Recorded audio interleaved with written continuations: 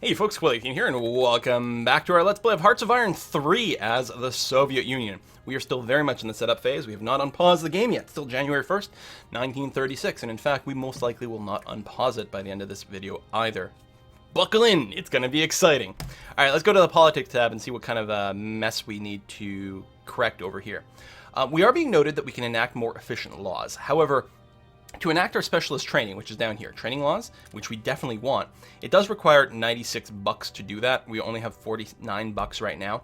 Once our automatic trade deals go through, we will this will go up pretty substantially. I mean, we're making money anyway, but it'll go up a lot faster once we set up some trade deals. So then we'll go and enact our specialist training. Recruiting units will take longer, but they're going to start with more experience, and that is fantastic. Absolutely what we want. So we can't do that. We can't change the laws quite yet, but what we can do is look at our ministers. You don't really end up having to micromanage this very much over the course of the game. Mostly it's going to be at the start here. Every year you do get potentially some new ministers added, so you might want to check, January 1st every year to see if you've got someone better. Foreign minister can be replaced right away. This guy, susceptibility to Comintern, makes it more likely that we'll drift towards the Comintern side of the diplomatic triangle. Well, we're already part of this faction. We can't leave this faction. We are 100% locked in. So this guy literally does nothing for us. So we're going to replace him. We're not going to drift towards the Allies, obviously. So we're going to replace him with this guy, which gives us more ruling party support. Right now, the Communist Party has 48% of the support. Now, there are no elections because of the type of government we're at, so the Communist Party will always rule, but the popularity of the faction may impact other things. So yeah, we definitely like our ruling party, which is the Communist Party, to have more and more and more support. So we're going to do that. Armament Minister, I think I'm going to replace him as well. So he gives us 5% more resources, which isn't bad, but we have lots of resources. We're unlikely to have a problem there. And Chemical Engineering, that's decay of one of those sort of things over here. I don't even know which one it is. Right here, Chemical Engineering, which does decay if you're not using it, I believe, so that will slow the decay. It's not something that we really, really need.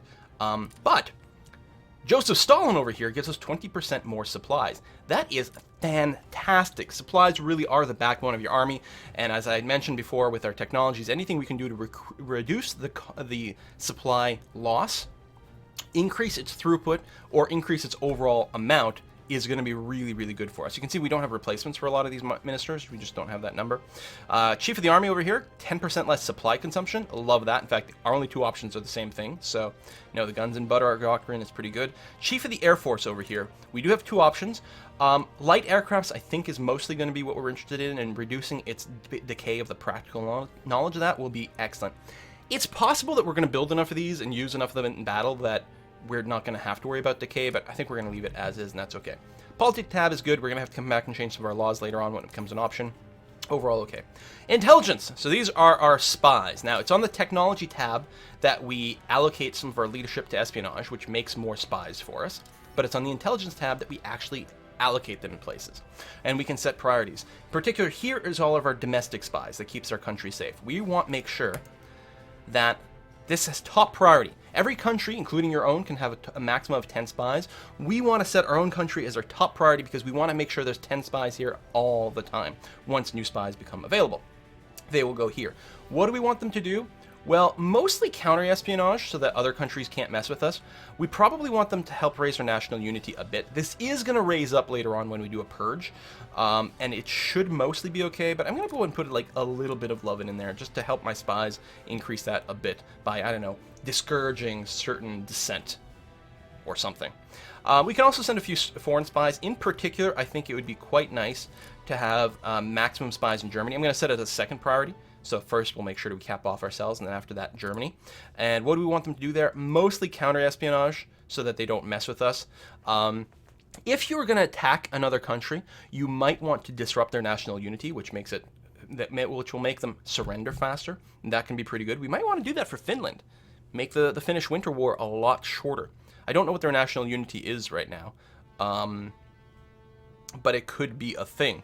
You can also support our party. Like if I really wanted Turkey to join the Comintern in a peaceful fashion, for example, there's things I can do diplomatically, but I can also go here, send them a bunch of spies, and have the spies increase support for our party, the Communist Party in Turkey. But right now, the Communist Party, I think it's that bright red one, has like 1% of the support in Turkey. So it would be a pretty uphill battle to do anything like that. I guess we get to see the national unity over here. So let's take a look at Finland. Finland, right over here. What do you got, national unity? 93%. And I don't know, when the Winter War goes over, I don't know if they have an event that boosts their national unity. Even if we lowered a little bit with spies, it may not have a big impact. I think I'm not going to worry too much about spies for this setting with the Soviet Union. We're not going to make heavy use of them. I will set a lowest priority over here in the United Kingdom and just put some counter-espionage there. Just, again, if they decide to start messing with me, because these are the leader of the other faction, it might happen. In single-player games against the AI, they don't tend to spy too hard on you. I think in multiplayer, there's a lot more room to mess with people. But there we go. We'll set that up for now. We can reevaluate it later on. The last tab up here is the theaters tab, which we're not going to talk about at this point, not from this point of view. We are going to start talking about theaters in a moment here, though. Actually, I guess now. Now's a good time. So let's talk about our army organization. The lowest thing that you will see on the map with the two crosses over here are divisions. The gameplay is division-based warfare, and a division is made up of brigades. Technically, it is possible for you to have a single brigade operating on its own, at which point it will actually be represented as a brigade on the map with one cross, but it actually functions in every single way as a division. They do graphically change that, but even like the automatically generated name over here, it's still a division right now. And you will very rarely, have a single brigade operating on its own. Almost all the time, you will want them grouped up within divisions. A division can have up to 4 brigades. Later on, you can unlock a technology, superior firepower over here, that gives you +1 brigade in division. So at that point, you can have divisions of up to 5 brigades, which you may or may not want. You may or may not want some divisions with 3 brigades. You might be perfectly happy with that. It depends on exactly what you're trying to pull off. Now, there's this thing called order of battle, where your units belong in sort of a chain of command. So again, the one cross is the brigade, and generally speaking, that's not anything that you deal with. 2 crosses is a division. And a division can have a leader. We have a Major General Gerasimov over here, who leads this division. Above that is a corps, which has 3 crosses, like this one here. This is a corps. This is the 28th Corps, and it can hold up to 5 divisions. Normally, it's groups of 5. Everything can hold 5 things below it, other than divisions, which only hold 4 brigades at the start, and also your theater headquarters, which can hold infinite numbers of things because it's somewhat different. So we have this corps. Above the corps is an army. Now this one is not in the correct chain. Over here is an army, for example. And I have to sneeze. Oh my god. I wonder how many of my videos have a sneeze in them. Oh. All right. So here is an army. This is the 3rd army, and an army can hold 5 corps. Above the army is an army group. So here is the Western Front Army Group, which has the 5 crosses over here, and it can hold 5 armies. And then above that is the theater headquarters, which has 6 crosses, and it can hold any number of things inside of it. Now, generally speaking, you want things to be completely nested in the correct way. It doesn't have to be the case. In fact, if we click on the theater headquarters, and we can see everything that's inside of the theater HQ, it has 1 army group, 3 corps report directly to the theater, and in fact, 1 division over here reports directly to the theater. This division does not belong to a corps, army, or army group. It belongs directly to the theater HQ. And that's a bad thing. The reason it's bad, it's this. At every level of organization, your leader, your commander of your group, your either your corps, your army, so on and so forth. Your commander in charge of that group gives everyone beneath him a bonus. So, if your division is inside of a corps, is inside of an army, is inside of an army group, is inside of a theater, that gives you, I didn't count properly, I think 5 different commanders that can give you bonuses to your final fighting units. And that is phenomenal. That is really good. So you want things to be nested that way whenever possible so you can get the maximum number of bonuses. Let's take a look at some of the commander options over here and just get a sense of what's what. I'm going to take off the auto assign for now, and I'm going to unassign all. We're going to put all of our leaders back in the possible pool over here. All right, so here we go. Here are all the leaders that the Soviet Union has at the start of the game. These are not going to be around in 37 because of the Great Purge. We're going to lose a whole bunch of these. You can see they have 3 things over here that matters. We've got skill, rank, and traits. Rank determines what type of unit it can command. So the 4 stars over here can command the theater HQ or an army group. These are field marshals, I believe. 3 stars can command armies. 2 stars commands corps, and the 1 stars command individual divisions over here. And brigades do not get leaders. You can promote or demote people at any time you want. Anytime you promote or demote someone, their XP bar resets for that level. Like if I go ahead and demote Egorov over here. Whoops, I didn't want to do that. Unassign. Yes. Egorov over here. If I demote him, he doesn't lose skill. It's just any progress towards level 3 got reset. Now, I don't think any of these guys have any XP at the start of the game, so it is a perfectly fine time to tweak things. There's the skill rating. Depending on what they are in charge of, the skill will do something different. If you are in charge of a theater headquarter, I believe your skill eliminates some of the stacking penalty for combat later on. Yes, it's very esoteric, don't worry about it. More skill makes everything better, right? And every level has something slightly different. The one that's actually the most powerful and important is actually not the theater level one, it's the army group one, the 5 crosses one, because there, depending on the skill level of your leader, it reduces supply consumption for everything further down the chain. And supply, again, is very important. Any supply you can avoid having to produce means more units you can build instead. And furthermore, when you're fighting the war, getting supplies to the front can often mean the difference between success and failure. So if you can reduce how many supplies your units need at the front, you can keep your whole army in a much better fighting shape because it's easier to get the supplies they do need there, right? You know, if everything needs just 5% less supplies, then that means for every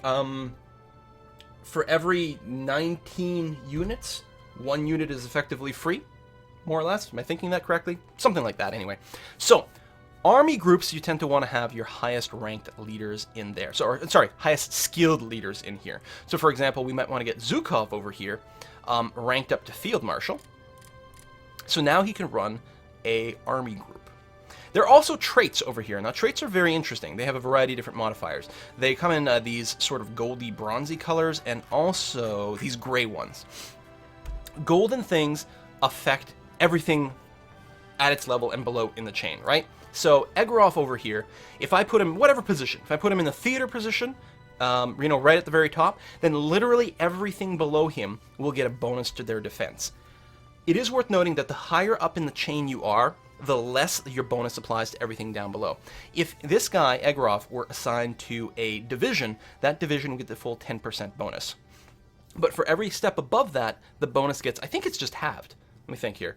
50% of the core, 25% at the army, 12.5% at the army group, and 6.25% at the theater level. Yes, that is correct. So if he gets assigned at the theater level, only 1/8 of this bonus gets applied to the final fighting units. So the final fighting units will get 1 point something % bonus defense, which isn't that much anymore, but it does affect every single unit in the chain of command. Sure, at the end it's only 1 point whatever %, but every single unit in this entire theater would get that modifier, and that's not bad. So you're going to want to, like, for your traits, you may want to consider where you put people based on that. The higher level up, the more dilute it is, but, you know, it still spreads. The silver thing here, or gray thing, only affects sort of himself. This does not affect the experience gain of anything else in the chain of command. So Egorov over here will gain experience points much slower, so he will not skill up as quickly, which is unfortunate. But here's the thing, the higher up you are in the chain of command, the less experience points you get anyway. People at the top are very unlikely to ever skill up. The people who will gain skills will be your division commanders the most, which is interesting, because you might want to have someone be a division commander until they get to skill 4 or 5, and then bump them up to field marshal to run an army group to cut back on supply. Little things you can consider that way. So anyway, structuring your army is you can sort of optimize things a wee bit that way. Mostly what I'm going to do, out of kind of laziness, is mostly I'm going to make sure that my highest skilled people get assigned to be field marshals, and then after that, I kind of sort of don't care anymore. It is worth noting, if we're going to do the early Finnish war, specifically in the winter, I may want to make heavy use of these winter specialists as division commanders for my actual, fighting troops up in Finland, so that they get less of a penalty over there. Oh, the other one that's quite good is this one here, Logistics Wizard, which reduces supply consumption. I think these are probably the guys that are really the best to have at the top of the theater. Again, at that point, the actual change in supply consumption will be quite low, but it's going to affect a lot of troops, which means in the end, it's going to dramatically affect how many supplies you have. So logistic wizards tend to be my favorite to be theater commanders, and then highest skilled people as field marshal, and everything else. And there's a limit to how much micromanagement I'm going to put in. It's worth noting you can have these auto-assign, that's perfectly fine, and there's a nice filter as well, which is cool. I'm going to leave these out for now. The next step in reorganizing the order of battle. So again, I want to make sure that people don't report directly to a theater HQ. I want to have all divisions, all but the divisions belong to a corps, all corps belong to an army, all armies belong to an army group, and all army groups belong to an HQ, if at all possible, so we gain our biggest benefits. It's also worth talking about theaters. As the Soviet Union, you have a ridiculous number of different theaters. If you play as Germany, you have two theaters. You have the Western Front and the Eastern Front. And that's it at the start. And once you start taking territory, you might want to define another theater. If you get involved in Africa, you might want to define an African theater, for example. It helps you manage certain things, especially if you start to use the AI, which we're going to talk about later on, right?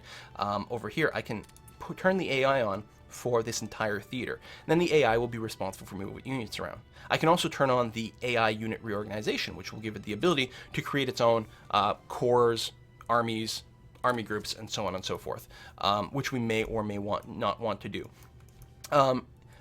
Because the Russian fronts are so big, there's some incentive to doing that, because there is a maximum range. Our theater can give its bonus to anything within 2,000 kilometers, which is pretty good. The army group over here, Orel front, can give its bonus to anything within 600 kilometers. There's no armies in here, of course, because why would there be? That would only be organized. If we go down to one of these corps, the corps can only give its bonus within 200 kilometers. So you need to make sure that your fighting troops are very close to their corps, and that the corps are relatively close to the armies, and the armies are pretty close to the army groups, and that the army groups are, well, anywhere on the same continent practically as a theater. Theater's got really, really good range. So if you do automate a theater, for example, and it's a very large territory, you might want to enable this. It'll try to ensure that everything's got its within range of its command structure. But sometimes it can mess up your carefully created structure. There's something to be said about that. If we look at theater map mode over here, we can actually see all the theaters that have been defined for us. We can start actually way here in the far east, right? This light blue here is all the far eastern theater. Covers a lot of territory, actually goes like pretty far in over here. Then we've got the Stalingrad theater, which is just sort of middle of Russia over here. And then there's a lot of theaters at the front. Now it's worth noting, there's a different one here. This is I'm gonna go with Bryansk. I don't know how to pronounce Russian, I'm so sorry. So we got the Bryansk HQ over here.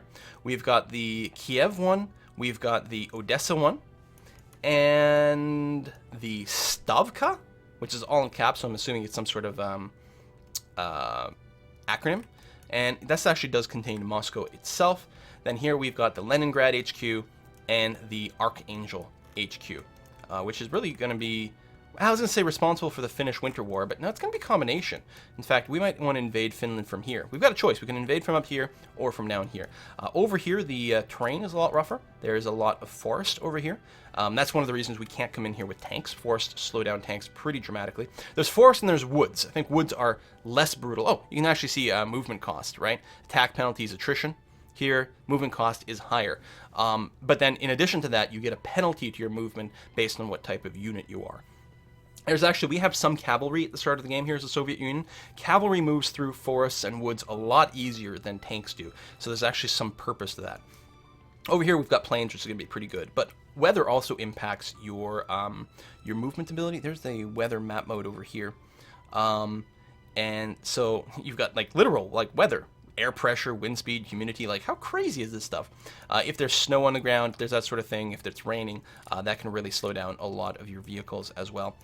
So I'm not entirely sure. In my game where I played, I actually like thinned out these theaters pretty substantially. I think what I did is I basically combined these 4 into one theater, my sort of western front. I think I left Odessa here, because Odessa's in a good position to potentially invade Romania. Or if Romania does not become an Axis member, then we don't have to commit as many troops to this front. Now, I could have this all be one giant theater. Having them be smaller theaters makes them easier to manage in one sense, but on the other sense means you have to juggle a lot more theaters. And in particular, you're going to require, like, these. So we have 4 theaters right here, right? Which means we have 4 literal theater HQs. And if I want my proper command structure, each one of these theater HQs will have an army group and then an army and so on and so forth. And I'm going to use all my officers like crazy very quickly. Whereas if this gets combined into one theater, then I only have one theater HQ, which means I only need one officer to run that entire theater HQ. And then I might have 2 army groups. I don't know, I might be able to just have one army group for this whole thing. And then maybe 4 armies. See, where each one of these theaters currently exists, that could just be one army. One army can have 5 corps, each corps can have 5 divisions, so that would still mean I'd have 15 divisions on the front of each one of these. That's probably not enough to hold back Germany once that whole thing gets started, so we'll see that one. Probably I'll have 2 army groups, right? But still, that dramatically cuts back on the number of officers I need, which is good.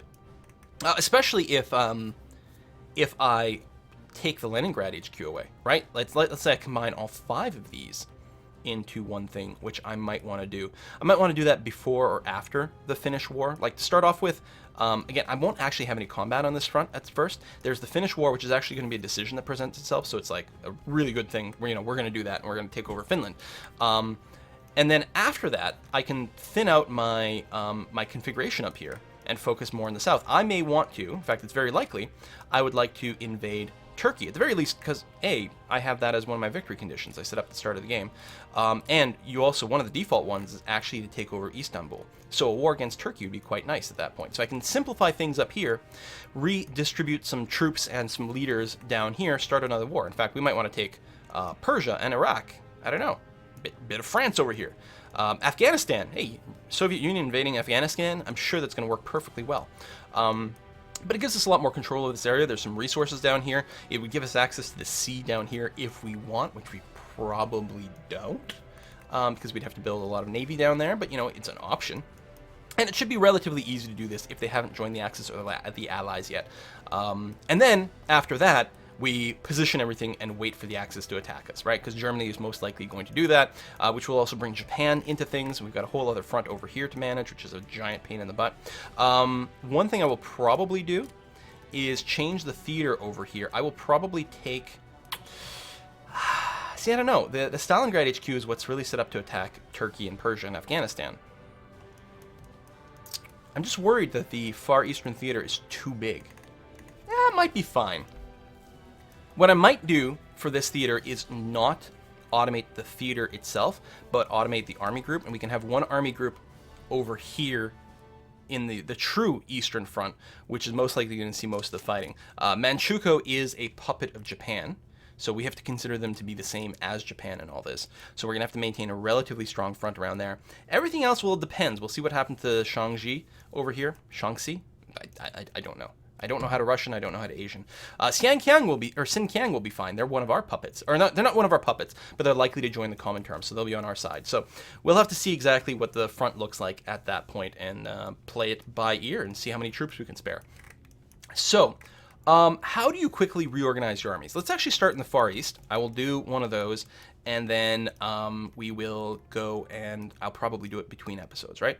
But like, I could take all my troops in the Far East, which all belong to the Far Eastern Theater, and I can select them all. So by selecting the Far Eastern Theater here, or clicking on it on the map, we get this. These are everything that is directly beneath the Far Eastern Theater. If I click on the green bar, it'll actually select all those things and everything within them. So by clicking on this, it'll literally select everything, including the theater HQ itself. The theater HQ, all these HQs technically do have troops. They have about 1,000 troops at their cap. There's a number of units in there.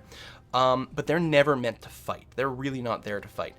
They also don't take any money to produce. You can create new HQs, corps, armies, army groups, or theater HQs whenever you want. It creates them with like 50 dudes, and then it will reinforce from your manpower pool.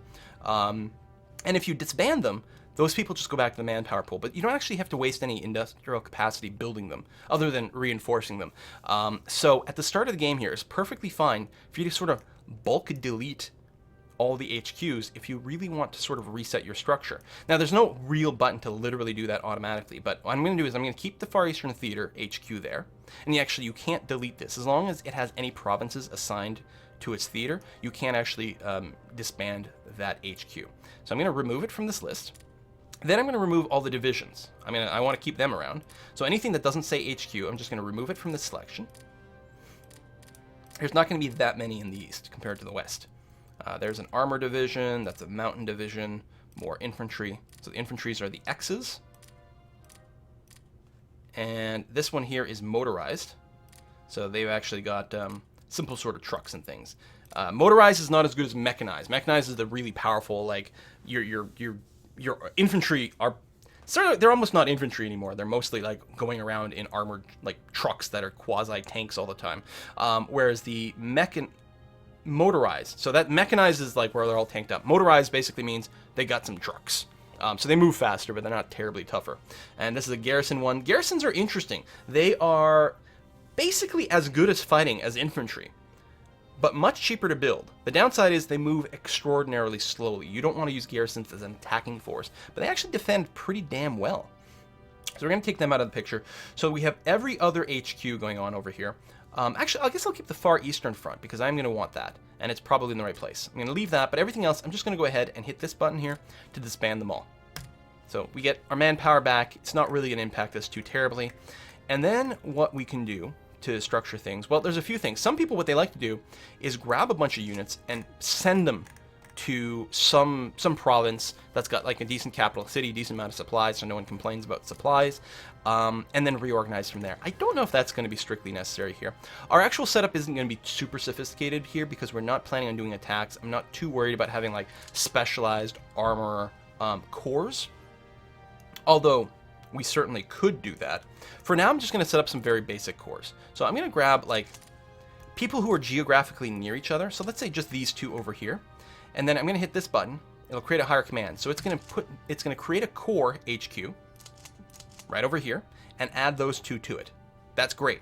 And then this core, I want it attached to an army. Now I can check to see what can I attach to. If I hit this button, it'll show me everything that I can attach this to, as well as the distance. And it's sorted based on distance. So the closest thing are the Far Eastern Front Army Group and Far Eastern Theater, the actual theater HQ. And then there's the Central Asian Front, which is a army group, but it's like almost 4,000 kilometers away. Clearly, that's not one of these guys over here. So really, we don't have an army nearby. Actually, the first actual army we see is this one here, the 12th Army. So we're 6,000 kilometers away. It's on the west coast, the west front. So we're going to click this button here. So this 7th Corps, we're going to create a new army, which will automatically, the 7th Corps will be attached to. So it's going to be called the 1st Army. Great. And again, this army wants to be attached to an army group. I can create one. But here we actually have a decent army group. The Far Eastern Front, which is right over here, it's well within range. The range of a army group is what, 6,000 or 2,000, right?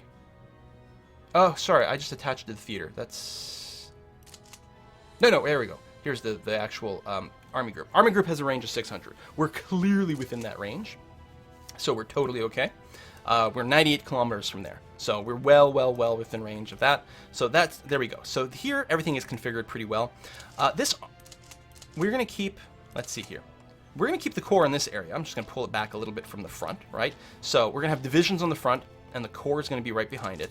And then we're going to have the army. I've got the 1st Army selected. It's hard to see, but it's under there. This 1st Army, I'm going to position sort of over here. Because then what I'm going to do is I'm going to grab, say, these 3 over here. I'm going to put them together under one core. which is now selected. I'm going to take this core and just pull it back from the front line, and then I'm going to attach this core to that first army that I've built. So now if we click on the theater, we can actually see the chain of command over here. This theater is connected, but there's actually an army group below this over here, and you can see all the lines that come out of this. Any lines that are, so the blue lines are things you directly control. So right now I've got the army group selected, and it directly controls this army. The army has control over this core over here, and then white lines are just things lower down in the hierarchy, including, well, these guys, yeah, who are literally individual brigades, which is not particularly good. We're gonna, actually, I'm gonna go and move these brigades to the same square, and we're gonna combine them into a single division, which is going to be fine. Now, you can see we actually have some things way over here that are out of range. And why is that? It's because I sort of forgot the first step. When I bulk selected everything, before going through and deleting all the HQs, I should have actually hit this button to detach all the units from the current hierarchy. Because these guys were, for whatever reason, directly attached to the theater before, which is terrible. Having ships and planes attached to a theater is good, but again, we don't want our regular fighting troops to be directly attached because we want them to be part of a greater hierarchy so they can get more stats going on. The theater itself, I'm going to move back to, say, somewhere over here, and the army group, similarly, I'm going to move to basically over here. That should still be within 600 kilometers, I'm pretty sure. We'll double check the range later on, but almost certainly over here it will not be within range of the army group. It should still be within range of the theater, 2,000 kilometers, but it won't be within range of the army group. So what we'll do is we'll actually be starting another army group. Tell you what, let me take this motorized division. I'm going to make a new corps. I'm actually going to call this the I'll call this the 11th Motorized Corps, just so that I know, because you don't necessarily need to group all your motorized units in a single corps.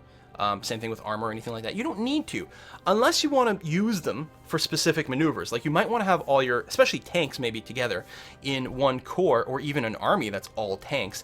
And then you can give that army specific sort of blitzing commands, which can pay off pretty well, I hear, if you're, planning certain types of attacks. So I created this corps, I'm going to pull it back. I'm also going to make an army here. The second army, I'm going to pull that back. Probably to around here, and I'm going to make, oops, I was still in the core. Sorry, core goes there, army goes slightly further back, and the army, I'm going to make a new army group. So this army group is going to be called I'm going to call this actually the Asia West Army Group. And I'm going to attach that to our Far Eastern Theater. So it's still within 1,000, it's 1,000 kilometers away, so definitely within range. This theater, I'm going to rename the Far Eastern Front. I'm going to call this the Asia East Army Group. I mean, it's too bad I don't know Russian. I can make these a lot more interesting, but there we go. So the Far Eastern Theater has an Asia East Army Group and an Asia West Army Group. So one here, and then a bunch of stuff below it. I think that's going to work out pretty well. It's possible we'll need another army group over here for this sort of like, Far West Asia. So the far west of the Far East. It's a little confusing, but we'll figure out exactly what we want to do later on. Most likely, once the war with the Axis starts, most likely we will be fighting a retreating war over here. To win the war, we don't need to keep all this territory. Obviously, we don't want to be overrun, but likely Japan isn't going to be able to generate an unlimited amount of troops. Plus, the terrain here kind of sucks. If we take a look here, there's a lot of forest, there's some hills, there's actual mountains over here. I mean, there's some plains, but there's a lot of rough terrain all over the place. There's also very, very poor infrastructure. Infrastructure affects the flow of supplies. And especially if there's any fighting can destroy infrastructure. So Japan's going to have a really, really hard time supplying a large number of troops over here. They'll actually never be able to fight us with a large number of troops. Which is great. I mean, we're not going to be able to field a large number of troops over here either. So, but that's okay. That's fine. So, we're totally okay with that. There's a supply map mode. Yeah, we're totally okay with them not being able to fight us with a lot of troops. What a silly thing to say, but it is true. It's going to be very good for us because we don't need to commit a massive amount of troops here. Just enough to slow things down, and that's going to be okay. So this is the supply map mode. Anywhere where you've got this blue stuff, it means you got like tons, ridiculous supply. It's not being used at all, which there's no troops there, so sure. And I think there's a city here, so that's part of it. Green means we have just enough supply to meet demand. And then there could be other colors going on here. Right now, We're okay everywhere. And you can see, like, the supplies actually flow down here. They're literally, the Far Eastern Front, we are shipping supplies constantly from Moscow all the way to the east along these lines. That's how it gets here. We can ship supplies via ports, although actually we're not configured for that terribly much. This is a good example of that. Supplies shipped from here to this province over here. If we had any troops here, that's how they would be supplied. Now that sort of stuff can be interfered with in a variety of different ways. Let's take a look at the infrastructure map mode. Do we have, yeah, we sort of have a highway. It's only like 60% infrastructure. It's not great infrastructure, but this is the way the goods are flowing from the west to the east, is along this infrastructure. Infrastructure is like road and rail. So if we are worried about supply, we can go and improve that. And keep in mind that our enemies aren't really going to be able to take advantage of this infrastructure quite as much as we do, although it will help them, but not that much. Probably this is going to be enough infrastructure to supply the east. Cross our fingers. Now, we'll probably want to look at our supply routes on the west as well. So a lot of these provinces are actually in very good shape. And the supplies flow there, but we probably want to go and improve all our infrastructure at the front. Infrastructure is not only for supply flow, but also actual movement of troops. So we probably want to build up the infrastructure at the front. And we may want to build up some of the infrastructure leading out of Moscow to the front as well, just to ensure that we've got a good flow of supplies. Right now, we're okay. In fact, if we're going to do anything, we might want to worry about improving supply flow towards Finland. In particular, one of the reasons you don't want to fight in the north is not just the bad terrain, but the really poor infrastructure. Our infrastructure doesn't even reach the front properly, so any troops that come in here are going to have a hard time staying supplied. And again, if you were using tanks for this, you would have a hard time getting them fuel. That's pretty rough. So we'll most likely try to invade from down here. We'll see how it goes. Was there something else I want to do before the end of this video? I thought there was. No, we haven't talked about planes or anything like that. But yeah, there's resources too. Like, resources can help decide where to go. And some of them, like, so there's, like, this sort of stuff, right? Like, if we take over the province of Kuopio over here, this will be an extra source of energy, which is cool. Right? It just adds to this. That's great stuff. That's one of the reasons for taking Finland. You get even more energy. I mean, we sort of have unlimited amounts already, but we can sell some more or something. But they also have other things. Like here we've got fur. Now, fur, where do we see that? These are strategic resources that when you have them, you just get a bonus. So fur, winter effects plus 15%, but it's plus 15% like green. It's a bonus.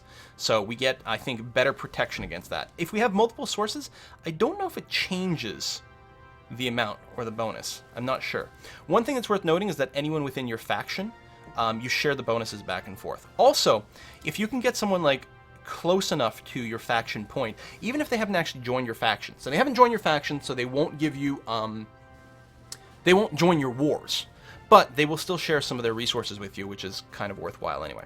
So that might be all I want to talk about. I don't know. So between this video and the next one, I'm going to just reorganize the order of battle over here to try to make it so that we've got a somewhat more streamlined structure. Make sure that everyone, again, every division is part of a corps, every corps part of an army, every army part of a army group, and every army group part of a theater. And I will probably organize things with the mindset that where the Finnish war is going to come first. And then other than that, most likely the other theaters are actually just going to be automated so that they can just hold off. If you automate, might be worth talking about. We'll talk about it more in the future too. If you automate a whole theater, you can see here, it sets a black line here. This represents the front. This theater here has this front, and you can confirm that, like the theater HQ mode, right? This theater goes from, yeah, it's blue to blue, and it recognizes that this is another country, right? This is Poland, this is not us, so we should have troops along a possible enemy border, right? We're not planning on declaring war on Poland, but they're still not us, so we're gonna have our troops along there. So that's pretty cool. That's if you do it on a theater level. You can also, and now note, if I put it, so right now, AI control is off. I can tell my theater to move around, right? I can also take, say, this core and move it around, right? I can move anything all the way down to the division level. I can move them around manually.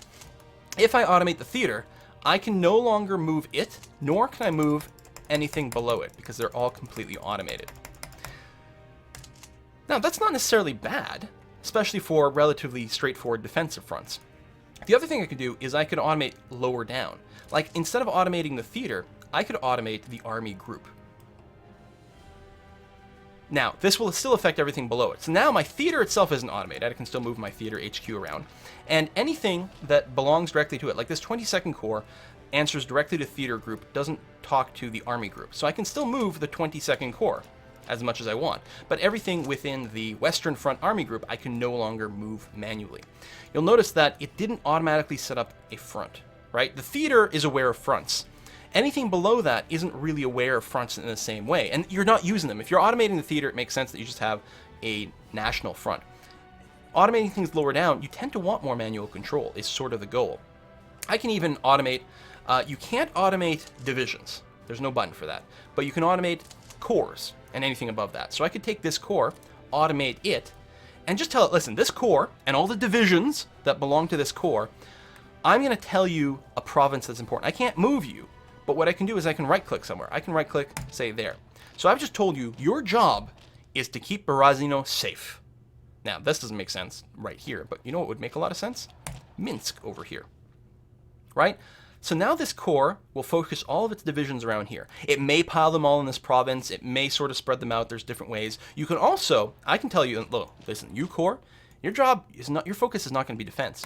Your focus is going to be attack.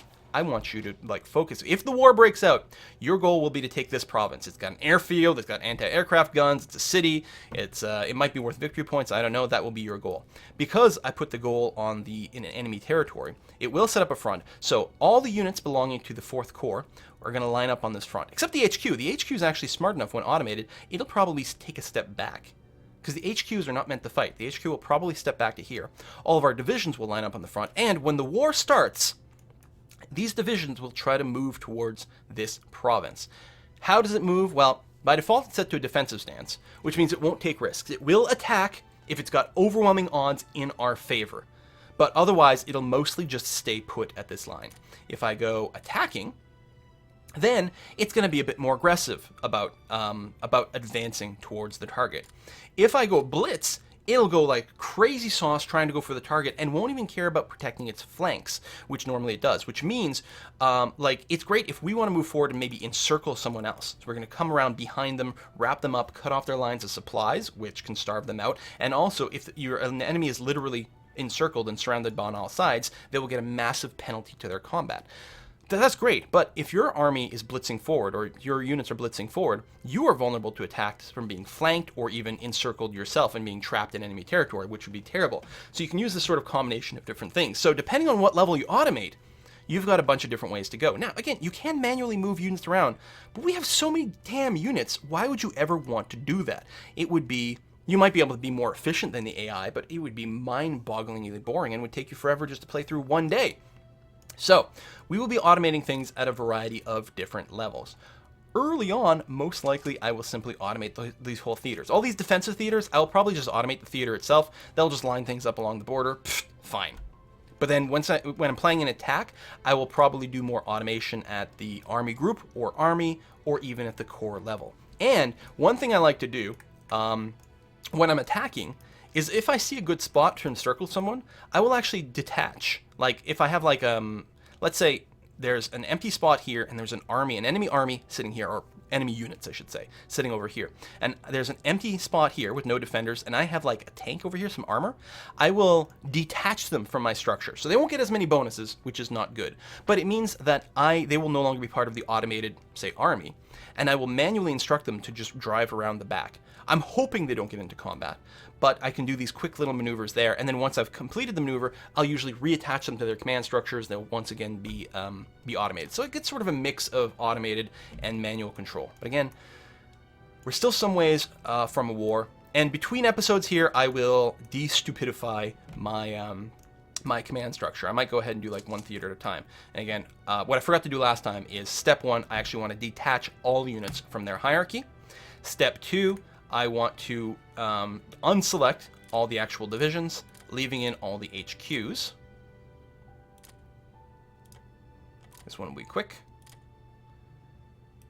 And also I'm going to take out the theater HQ, because you can't disband a theater HQ while there's any provinces that still belong to it, but then everything else, I'm just going to go ahead and nuke, and then I'll be able to reorganize my command structure. If you did ever want to remove an HQ, so again here, I can't, right here, I can't disband this unit. It's not enabled, because it's got provinces that belong to it.